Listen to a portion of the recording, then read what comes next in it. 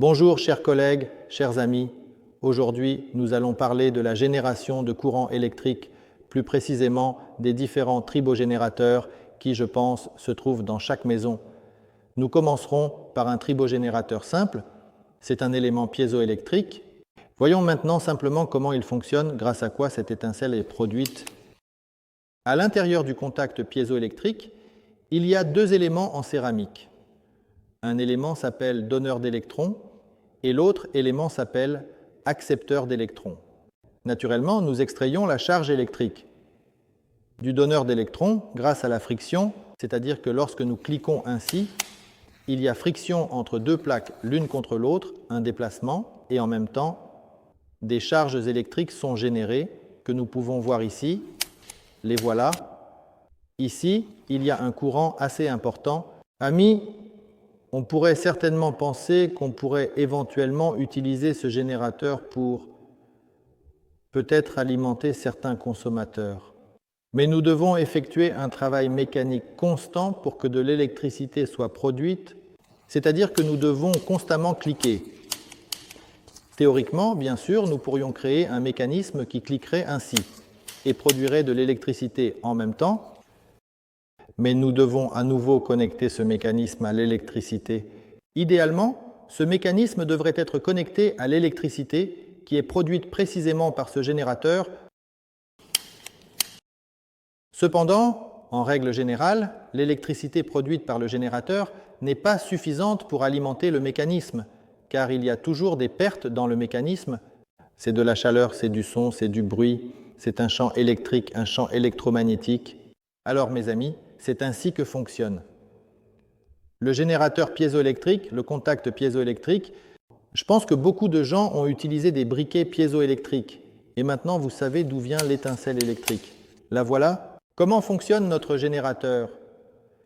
Pourquoi notre générateur peut-il fournir de l'électricité à la fois pour lui-même et pour les consommateurs?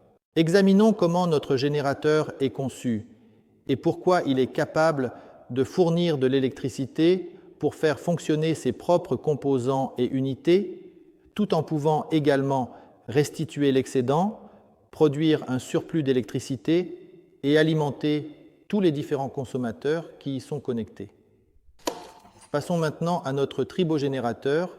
Ainsi, notre tribogénérateur se compose d'un tube en téflon dans lequel se trouve en fait une spirale.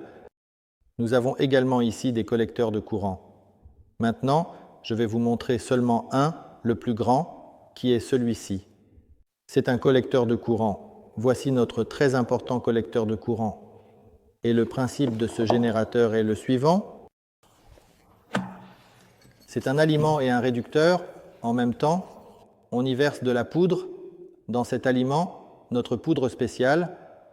Et ensuite, il doit y avoir un compresseur ici. Aujourd'hui, nous ne l'avons pas malheureusement, mais j'ai déjà trouvé comment je vais le connecter.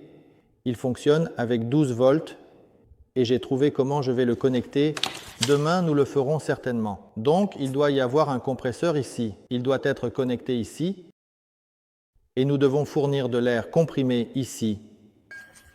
L'air passera ici à travers l'alimentateur en portant la poudre qui sera transportée vers le générateur, ici, dans le générateur. Et du générateur, il doit revenir au nourrisseur. C'est ainsi que notre générateur est conçu. Demain, il ne sera pas dirigé ici. Il sera simplement dirigé vers un récipient et nous allons enregistrer avec vous la génération de courant électrique.